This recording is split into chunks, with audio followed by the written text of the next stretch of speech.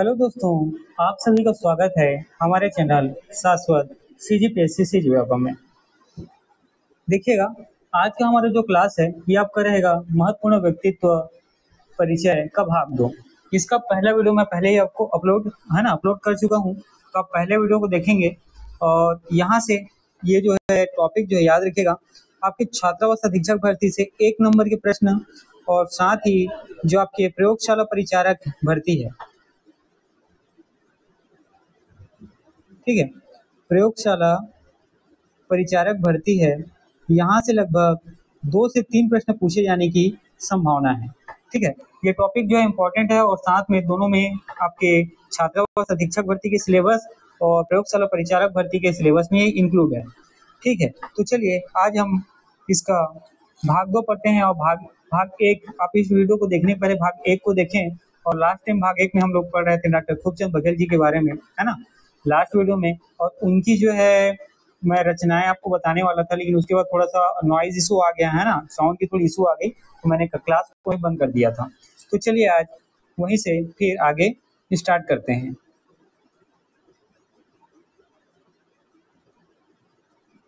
देखिएगा, ठीक, ये है, नाम याद रखिएगा, डॉक्टर खूबचंद बघेल जी।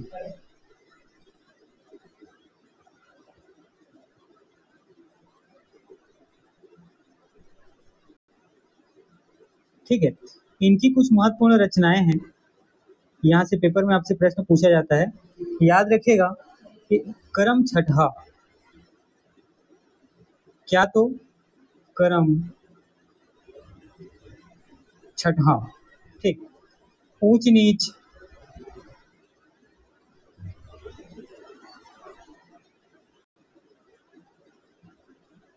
लड़का सुजान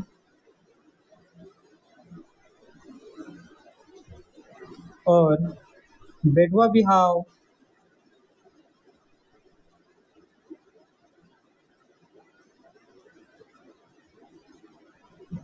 साथ ही छत्तीसगढ़ का स्वाभिमान, है ना। कुछ 4-5 रचनाएं हैं, इतने को आपको याद रखना है। ठीक है, तो खूबचंद बघेल जी की जो प्रमुख रचनाएं हैं उसमें याद रखिएगा करम छठा, ऊंच नीच, लड़का सुजान, बेटवा बिहाव और छत्तीसगढ़ का स्वाभिमान। ठीक है, बहुत इंपॉर्टेंट है, आपको इतने को याद रखना है। और साथ ही खूबचंद बघेल जी की स्मृति में याद रखिएगा छत्तीसगढ़ सरकार द्वारा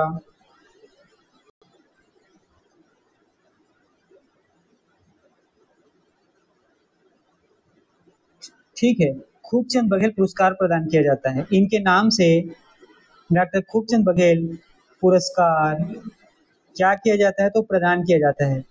और किस क्षेत्र में बेहतर प्रदर्शन या कार्य के लिए ये पुरस्कार दिया जाता है, तो याद रखिए कृषि के क्षेत्र में, है ना। कृषि के क्षेत्र में जो अच्छे काम, सर्वश्रेष्ठ काम या प्राथमिकता वाले काम करते हैं, उनको डॉक्टर खूबचंद बघेल पुरस्कार से नवाजा जाता है और यह पुरस्कार जो है छत्तीसगढ़ सरकार द्वारा प्रदान किया जाता है। ठीक है, चलिए इतनी चीजें हुई, ये सारी चीजें थी डॉक्टर खूबचंद बघेल के बारे में। चलिए आगे बढ़ते हैं और अगले व्यक्तित्व के बारे में देखते हैं। देखिएगा, अगला जो नाम है बहुत ही महत्वपूर्ण नाम है, आपको याद रखना है। ये नाम है, याद रखिएगा, पंडित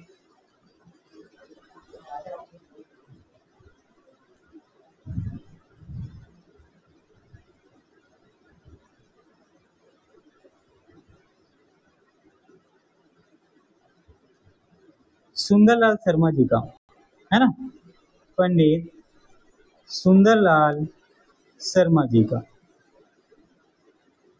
ठीक है, ये जो है महत्वपूर्ण व्यक्तित्व हैं हमारे छत्तीसगढ़ के। तो चलिए इनके बारे में कुछ इंपॉर्टेंट चीजें देखते हैं। देखिए, इन्हें जो है याद रखिएगा छत्तीसगढ़ के गांधी के नाम से जाना जाता है। ठीक है, पंडित सुंदरलाल शर्मा के बारे में आपको क्या याद रखना है, छत्तीसगढ़ के गांधी के नाम से इन्हें जाना जाता है। ठीक है, छत्तीसगढ़ के गांधी के नाम से इन्हें क्या किया जाता है, तो जाना जाता है। और साथ ही आपको याद रखना है ये छत्तीसगढ़ के प्रथम स्वप्न दृष्टा, मतलब जो छत्तीसगढ़ राज्य है, इस राज्य को पहले स्वप्न दृष्टा मतलब सपनों में देखने वाले कि छत्तीसगढ़ राज्य होगा, है ना, ऐसा कौन थे? तो पंडित सुंदरलाल शर्मा ही थे। ठीक है, छत्तीसगढ़ राज्य की संकल्पना करने वाले, ठीक है, या अपने सपने में छत्तीसगढ़ राज्य को देखना जब इसका अस्तित्व नहीं था, है ना, जब अस्तित्व नहीं था कहने का मतलब जब छत्तीसगढ़ मध्य प्रदेश का हिस्सा था, तो एक अलग छत्तीसगढ़ राज्य के बारे में सपने देखने वाला जो प्रथम व्यक्ति कौन था, जिसका नाम कौन, याद रखिएगा, पंडित सुंदरलाल शर्मा। ठीक है, तो छत्तीसगढ़ राज्य का जो है प्रथम स्वप्न दृष्टा जो है ये किनको कहा जाता है? तो याद रखिएगा, पंडित सुंदरलाल शर्मा जी को, है ना, किनको? पंडित सुंदरलाल शर्मा जी को। साथ ही इसको इस तरीके से कह सकते हैं कि छत्तीसगढ़ राज्य का प्रथम संकल्पनाकार कौन था? तो याद रखना है आपको पंडित सुंदरलाल शर्मा जी का नाम। ठीक है, किसका नाम याद रखना है? तो याद रखिएगा पंडित सुंदरलाल शर्मा जी का नाम आपको याद रखना है। ठीक है, चलिए और कुछ इंपॉर्टेंट चीज देखते हैं। याद रखिएगा, छत्तीसगढ़ में जन जागरण तथा राष्ट्रीय जागरण के ये अग्रदूत थे। ठीक है, याद रखिएगा, छत्तीसगढ़ में जो जन जागरण और,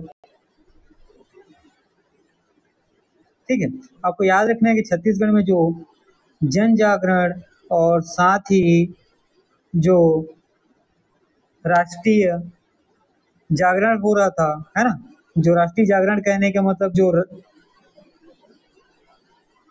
जो राष्ट्रीय स्तर पर जितने भी आंदोलन हो रहे थे, है ना, अंग्रेजों के खिलाफ, जो अंग्रेजों के खिलाफ, तो उसमें छत्तीसगढ़ राज्य से जो राष्ट्रीय स्तर पर समर्थन प्रदान इनके, हाँ ना, पंडित सुंदरलाल शर्मा जी के द्वारा क्या किया जाता था? तो प्रदान किया जाता था। ठीक है, तो छत्तीसगढ़ में जो जन जागरण होता था, लोगों को जो जगाने का काम किया जाता था, लोगों में राष्ट्रीय भावना भरने का काम किया जाता था, है ना, लोगों में देश प्रेम भरने का काम किया जाता था, अपने राष्ट्र के प्रति, अपने देश के प्रति, ठीक है, उनको उनमें एकता करने का, है ना, अपने देश के प्रति उनमें क्या प्रेम लाने का, इन सभी चीजों का।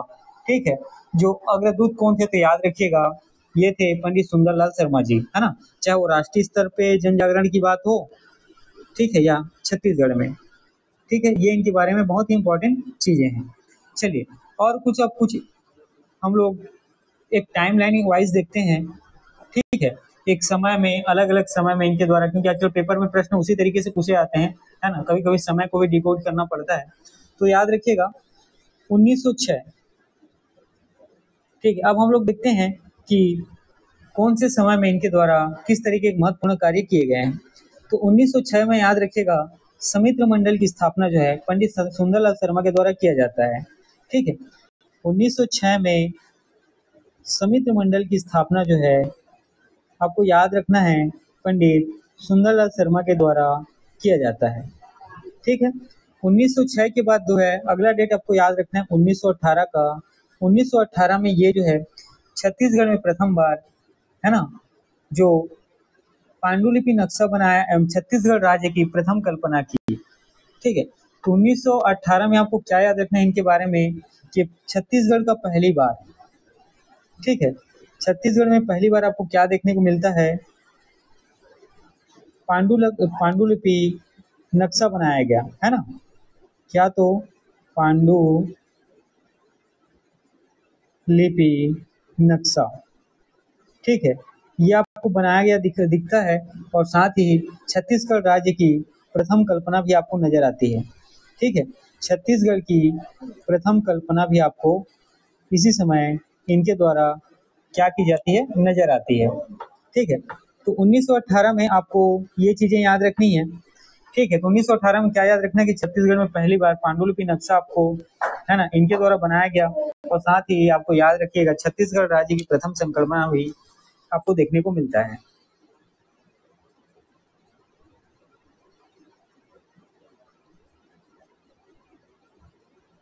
चलिए अब देखिएगा पंडित सुंदरलाल शर्मा जी के बारे में कुछ अन्य बातें हैं जो महत्वपूर्ण हैं, वो आपको याद रखने हैं। ठीक है, तो पंडित सुंदरलाल शर्मा जी के बारे में हम लोग अभी पढ़ रहे हैं, तो इनके बारे में कुछ अन्य महत्वपूर्ण बातें हैं, उसको देखिए। चलिए देखिएगा, ये जो पंडित सुंदरलाल शर्मा जी हैं, है ना, तो 1918 में इनके बारे में हम लोग डिस्कस कर रहे थे। तो 1918 में इनके द्वारा आप लोगों को क्या देखा गया, छत्तीसगढ़ का जो पांडुलिपि नक्शा बनाया गया और साथ ही छत्तीसगढ़ की प्रथम संकल्पना इन्होंने क्या की, दुनिया के सामने लाई। ठीक है, साथ ही इस समय जो जनेऊ धारण कार्यक्रम था ये चला रहे थे। 1918 में पंडित सुंदरलाल शर्मा द्वारा, याद रखिएगा ये प्रश्न आपसे पहले भी पूछा गया है ना, सन पूछा गया था जनेऊ धारण कार्यक्रम का। तो 1918 में जनेऊ धारण कार्यक्रम ये पंडित सुंदरलाल शर्मा जी के द्वारा क्या किया जा रहा था, तो कराया जा रहा था। ठीक है, इसके बाद अगला डेट आपको याद रखना है 1920 का। ठीक, 1920 में पंडित सुंदरलाल शर्मा के बारे में आपको क्या याद रखना है कि ये जो है कंडेल नहर सत्याग्रह का नेतृत्व करते हैं। ठीक है, ये जो है कंडेल नहर सत्याग्रह का क्या करते हैं, तो याद रखिएगा ये नेतृत्व करते हैं, है ना। पंडित सुंदरलाल शर्मा के द्वारा 1920 में कंडेल नहर सत्याग्रह का नेतृत्व किया जाता है।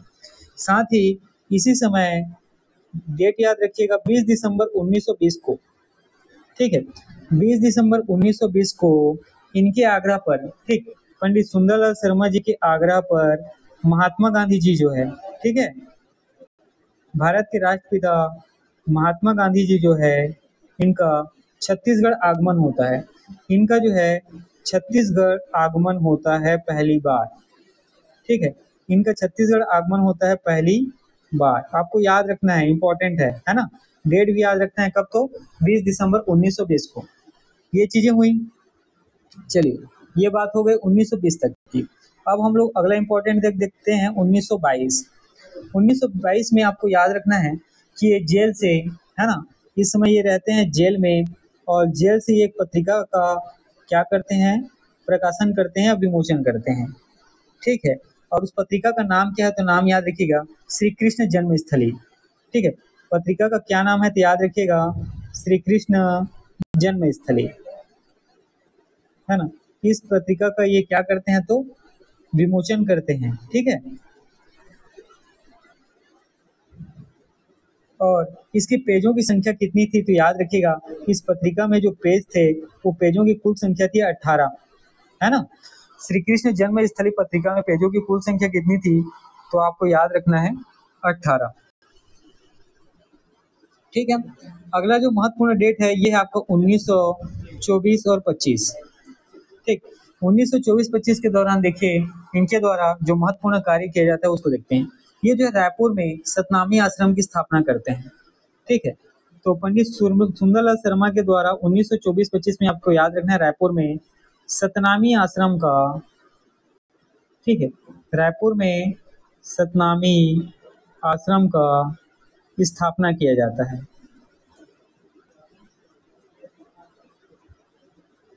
ठीक है, रायपुर में सतनामी आश्रम का क्या किया जाता है, तो स्थापना किया जाता है। उसके बाद 1925 के डेट में देखिए इनके द्वारा कुछ अन्य महत्वपूर्ण कार्य है जो किए जाते हैं। इसमें एक था राजिम में अस्पृश्यता विरोधी आंदोलन, ये चलाते हैं, है ना। जो राजिम है, ठीक है, दरियाबंद का जो राजिम है वहाँ ये क्या करते हैं, अस्पृश्यता विरोधी जो छुआछूत होता है उसके विरोध में ये क्या करते हैं, तो आंदोलन चलाते हैं। ठीक है,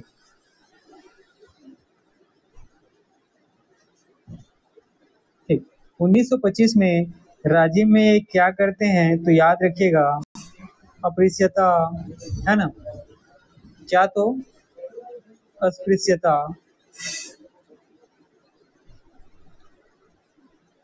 विरोधी, ठीक है, या छुआछूत के विरोध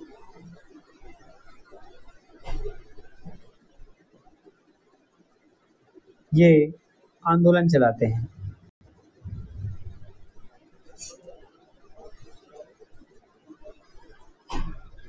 ठीक है, चलिए आगे बढ़ते हैं और कुछ अन्य महत्वपूर्ण इनके बारे में तथ्यों को देखते हैं। देखिएगा पंडित सुंदरलाल शर्मा जी के बारे में और आपको कुछ इंपॉर्टेंट चीज है जो आपको याद रखनी है।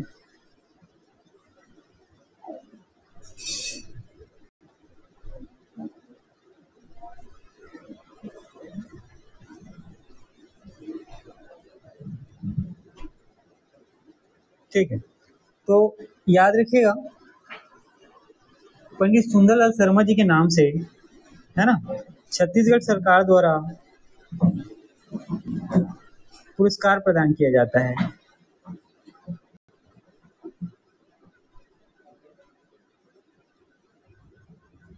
ठीक है, पंडित सुंदरलाल शर्मा जी के द्वारा छत्तीस, ठीक, एक मिनट, है ना, लाइट ऑफ हो गया।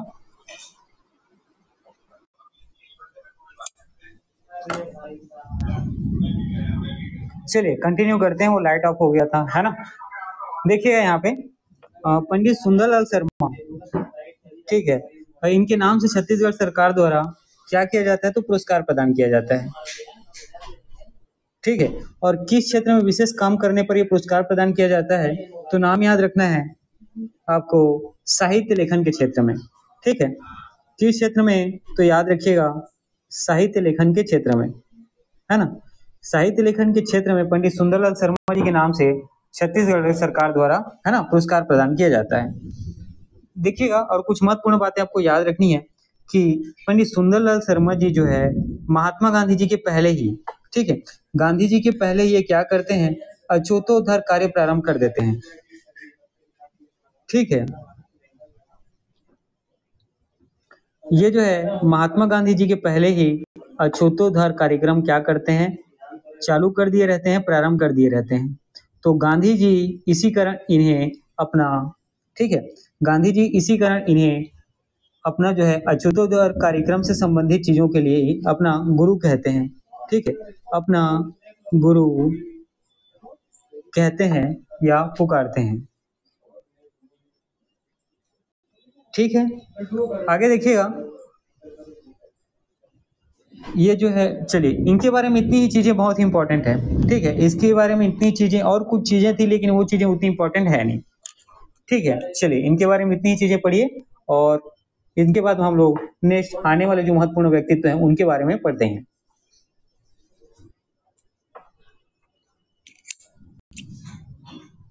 चलिए, और आपके जो अगले आने वाले महत्वपूर्ण व्यक्तित्व हैं इनका नाम आपको याद रखना है। नाम है ई राघवेंद्र राव जी। ठीक है, क्या नाम है, तो याद रखिएगा राघवेंद्र ई राघवेंद्र राव जी। ठीक है, इनके बारे में आपको याद रखना है। ठीक, अब देखिए, अभी इनके बाद जितने भी, है ना, व्यक्तित्व आएंगे उनसे बहुत, ठीक है, जैसे जितनी भी बहुत इंपॉर्टेंट चीज थी जहां से आपको बहुत फैक्चुअल चीजें और जहां से प्रश्न ज्यादा पूछे जाते थे उनके बारे में हम लोगों ने बहुत डिटेल से पढ़ा है। अब इसके बाद जितने भी व्यक्तित्व आएंगे उनके बारे में हम लोग थोड़ी कम चीजों को पढ़ेंगे, क्योंकि पेपर में जिस तरीके का पैटर्न बनता है, ठीक है, कोशिश करेंगे कि उसी तरीके को हम लोग मेंटेन करके रहें और बिल्कुल ही अलग थलग चीजों को ना पढ़ें। ठीक है, तो इनके बारे में चलिए कुछ इंपॉर्टेंट चीजों को देखते हैं। तो सबसे पहले तो आपको याद रखिएगा 1916। ठीक है, ई राघवेंद्र जी के बारे में आपको याद रखने हैं 1916 का डेट। 1916 में आपको याद रखना है बिलासपुर नगर पालिका तथा ये डिस्ट्रिक्ट काउंसिल के अध्यक्ष चुने जाते हैं, है ना। ई राघवेंद्र जी के बारे में आपको क्या याद रखना है, बिलासपुर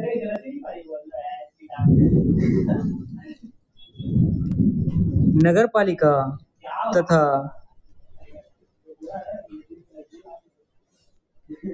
डिस्ट्रिक्ट काउंसिल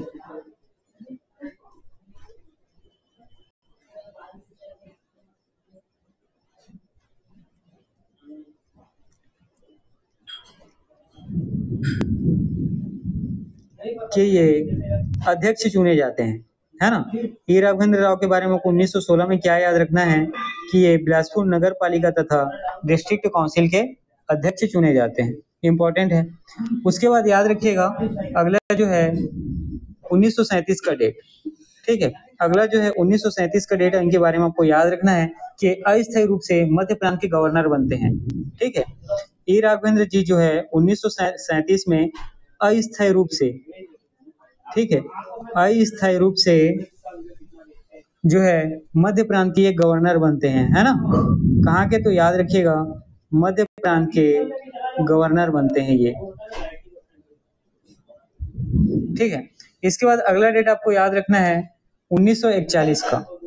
ठीक, इसके बाद अगला डेट आपको याद रखना है 1941 का, और 1941 में ये याद रखिएगा जो वायसराय होती है ना, आपको देखने को मिलेगा, आपको जब हम भारतीय इतिहास पढ़ेंगे तो उस समय जो है वायसराय, ठीक है, गवर्नर जनरल, जनरल, ठीक है, इस तरीके की आपको पदवी देखने को मिलता है, और इनके द्वारा ही, ठीक है, जो ब्रिटिश गवर्नमेंट है ना, क्योंकि ब्रिटिश गवर्नमेंट जो है इंग्लैंड से, ठीक है, अपने इन्हीं पदस्थ अधिकारियों के द्वारा, ठीक है, अप्रत्यक्ष रूप से क्या करती है, शासन करती है, ठीक है। तो जो उस समय वायसराय थे, ठीक है, जो भारत को क्या कर रहे थे, गवर्नर कर रहे थे, उसी वायसराय के कार्यकारिणी में ये जो है, ठीक है, कार्यकारिणी में ई राघवेंद्र राव जी जो है मनोनीत होने वाले छत्तीसगढ़ के एकमात्र व्यक्ति हैं, ठीक है, मनोनीत होने वाले, ठीक है, मनोनीत होने वाले छत्तीसगढ़ से, ठीक है, छत्तीसगढ़ के एकमात्र, ठीक है, एकमात्र क्या है तो व्यक्ति हैं, याद रखना है ना, इंपॉर्टेंट है, ठीक है। 1941 में आप देख पाएंगे कि वायसराय की कार्यकारिणी में मनोनीत होने वाले छत्तीसगढ़ के एकमात्र व्यक्ति हैं, ठीक है। चलिए, इनके बारे में इतनी चीजें आपको याद रखना है ना, इतनी चीजें ही क्या है तो इम्पोर्टेंट है। साथ ही एक और फैक्चुअल बातें इनके बारे में याद रखिएगा, जब द्वितीय विश्व युद्ध चल रहा था तो उस दौरान ये छत्तीसगढ़ में भारत सरकार में, है ना, जो रक्षा विभाग के उसके सदस्य थे, ठीक है। ये उतनी चीजें उतनी इंपॉर्टेंट नहीं, लेकिन फिर भी आपको जानकारी के लिए याद रखना है कि द्वितीय विश्व युद्ध के दौरान छत्तीसगढ़ से, ठीक है, भारत सरकार के रक्षा ये सदस्य थे, ठीक। चलिए आगे बढ़ते हैं, और ई राघवेंद्र राव के बारे में आपका जो नया महत्वपूर्ण व्यक्तित्व है, इनका नाम याद रखिएगा, वीर नारायण सिंह, ठीक है। क्या नाम है तो याद रखिएगा, वीर नारायण सिंह, ठीक। अगला नाम आपको याद रखना है वीर नारायण सिंह जी का,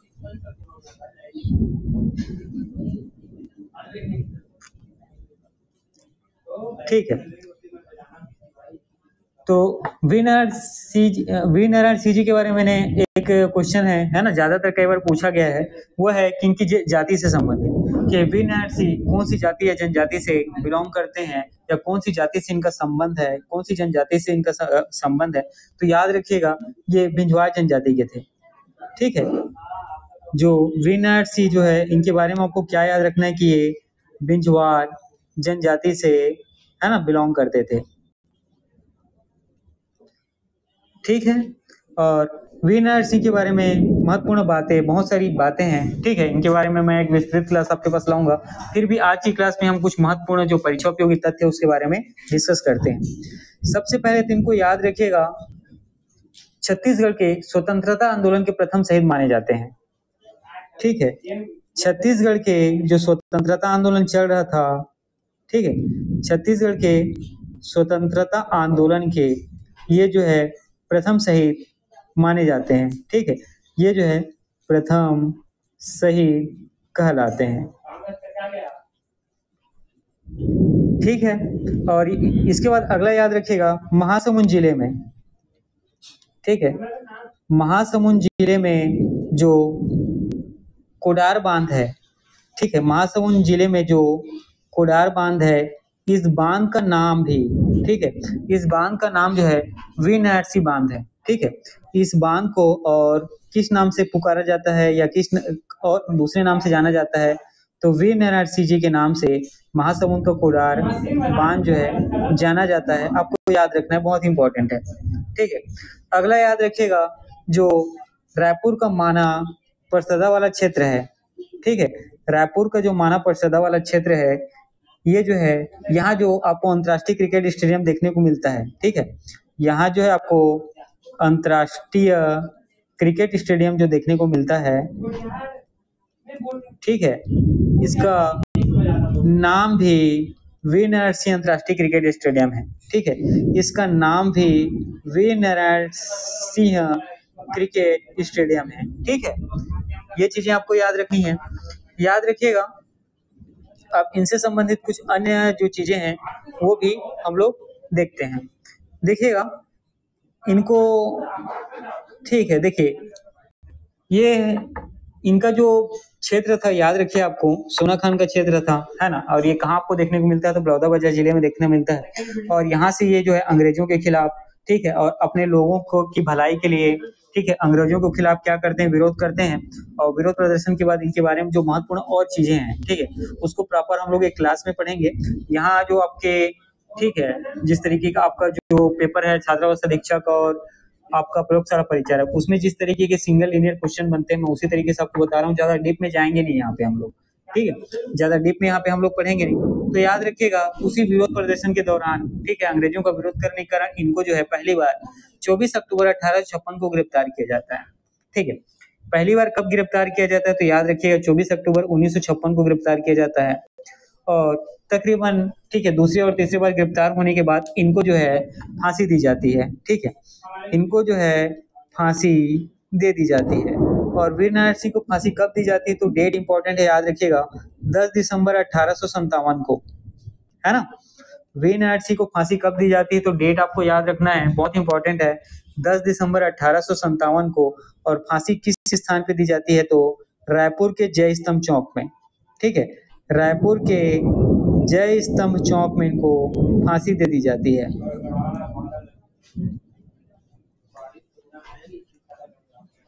ठीक है, ये चीजें क्या है, बहुत ही इम्पोर्टेंट है।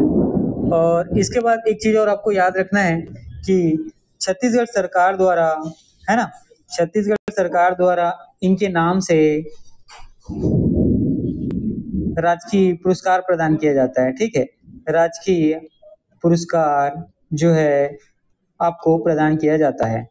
ठीक है, और किस क्षेत्र में काम करने वाले या किस क्षेत्र में अच्छे काम करने वाले, महत्वपूर्ण काम करने वाले, लोक हित में काम करने वाले, लोक भलाई के लिए काम करने वाले व्यक्ति को पुरस्कार दिया जाता है, तो उस क्षेत्र का नाम है, याद रखिएगा, आदिवासी उत्थान। ठीक है, आदिवासियों का उत्थान करने के लिए, उनकी भलाई करने के लिए, ठीक है, उनका, ठीक है, उनकी भलाई करने के लिए, उनको लोगों से जोड़ने के लिए, जन सेवा में उनके प्रति भागीदार बनाने के लिए जो महत्वपूर्ण काम किए जाते हैं, मतलब आदिवासी उत्थान का, उनके भलाई से संबंधित काम किया जाता है, उस क्षेत्र में छत्तीसगढ़ सरकार द्वारा वीर नारायण सिंह पुरस्कार जो है प्रदान किया जाता है।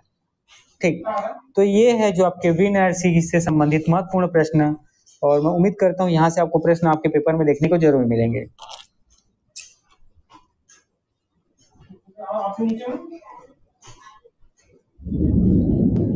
चलिए आगे बढ़ते हैं और कुछ अन्य महत्वपूर्ण व्यक्तित्व को देखते हैं। ठीक, इसके बाद जो अगला नाम है, याद रखिएगा, ये नाम है वामन राव लाखे जी का। ठीक, अगला नाम आपको याद रखना है, वामन राव लाखे जी। ठीक, सबसे पहले इनके बारे में आपको क्या याद रखना है कि ये लोकप्रिय के नाम से जाने जाते हैं। ठीक है, इनको लोकप्रिय कहा जाता है, या लोकप्रिय के नाम से क्या किया जाता है, पुकारा जाता है। और लोकप्रिय इनको नाम किसने दिया था, तो याद रखिएगा, जनता के द्वारा इनको लोकप्रिय का नाम दिया गया था। ठीक है, जनता के द्वारा इनको लोकप्रिय का नाम दिया गया था। और साथ ही इन्हें सहकारिता, ठीक है, के जनक के नाम से जाना जाता है। ठीक है, याद रखिएगा, वामन राव लाखे जी को कहाँ, तो रायपुर जिले में ना। ठीक, रायपुर जिले में इन्हें सहकारिता विभाग, सहकारिता का जनक के नाम से जाना जाता था। ठीक, रायपुर में इन्हें सहकारिता का जनक के नाम से क्या किया जाता था, तो जाना जाता था। ठीक, अगला देखिएगा इनके बारे में। अब चलिए हम लोग डेस्क वाइज कुछ इनके तरफ जो महत्वपूर्ण काम किया गया है उसके बारे में हम लोग डिस्कस करते हैं। 1916 में, याद रखिएगा, ब्रिटिश शासन द्वारा इन्हें राय साहब की उपाधि क्या की जाती है, प्रदान की जाती है। राय साहब की उपाधि से इन्हें विभूषित किया जाता है। ठीक है, 1916 में, याद रखिएगा, ब्रिटिश शासन द्वारा इन्हें राय साहब की उपाधि, ठीक है, इन्हें क्या, तो राय साहब की उपाधि जो है इन्हें प्रदान की जाती है ना। राय साहब की उपाधि जो है वामन राव लाखे जी को क्या किया जाता है, तो दिया जाता है। कब, 1916 में। इसके बाद याद रखिएगा 1920 जो अगला डेट है, ठीक है, तो 1920 याद रखिएगा, ये समय होता है 1920, 21, 22 जो है असहयोग आंदोलन का समय होता है। ठीक है, पूरे भारत में इस समय असहयोग आंदोलन जो है क्या करता रहता है, तो चलते रहता है। ठीक है, असहयोग आंदोलन 1920 के दौरान आपको देखने को मिलता है। और इसी समय जो है अंग्रेजों के द्वारा इन्हें राय साहब की उपाधि प्रदान की जाती है और इसी उपाधि का जब ये त्याग करते हैं, ठीक है, राय साहब की उपाधि का जब ये क्या करते हैं, त्याग करते हैं, तो जनता इन्हें लोकप्रिय के नाम से पुकारती है। तो जनता इन्हें लोकप्रिय, ठीक है, तो जनता इन्हें क्या तो याद रखिएगा, लोकप्रिय के नाम से, है ना, पुकारती है या बुलाती है, ठीक है। और इसके बाद अगला डेट आपको याद रखना है, ठीक, एक पिछला डेट था 1913 का, ठीक। 1913 में आपको क्या याद रखना है, ये रायपुर में कोऑपरेटिव सेंट्रल बैंक की स्थापना करते हैं। वामन राव लाखे जी के बारे में 1913 का डेट आपको याद रखना है, रायपुर में कोऑपरेटिव, ठीक है, रायपुर में कोऑपरेटिव बैंक, सेंट्रल बैंक की ये स्थापना करते हैं, ठीक है, सेंट्रल बैंक की ये स्थापना करते हैं, ठीक है। चलिए इसके बाद याद रखिएगा अगला डेट जो है 1935 का, माफ करिएगा, अगला डेट जो याद रखना है आपको 1945 का, ठीक है। अगला डेट आपको कौन सा याद रखना है, तो 1945 का। और 1945 में, ठीक है, बलौदाबाजार जिले में, कौन से जिले में, तो याद रखिएगा बलौदाबाजार जिले में ये किसान कोऑपरेटिव राइस मिल की स्थापना करते हैं, ठीक है। 1945 में बलौदाबाजार जिले में किसान कोऑपरेटिव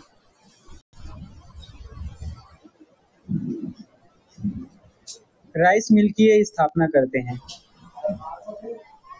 ठीक है, राइस मिल की ये क्या करते हैं, तो स्थापना करते हैं, ठीक है। तो इनके बारे में इतनी चीजें महत्वपूर्ण थी, ठीक है, इनके बारे में इतनी चीजें आपकी परीक्षा उपयोगी थी और मैं उम्मीद करता हूँ इन सब चीजों को आप अच्छे से पढ़ेंगे। चलिए ठीक है, आज का क्लास मैं यहीं तक रखता हूँ। आप जितनी भी चीजें हैं, है ना, जो बहुत इंपॉर्टेंट चीजें थी, मैंने आपको वीडियो के माध्यम से सारी चीजें आपके सामने रखी है, इन सब चीजों को आप अच्छे से पढ़ेंगे और निस्संदेह आपको आने वाले पेपर में, जहाँ से छत्तीसगढ़ का सिलेबस में आपको व्यक्तित्व परिचय दिखता है, वहां से यहाँ से आने की प्रश्न आपको, ठीक है, आने वाले एग्जाम में देखने को मिलेंगे। चलिए ठीक है।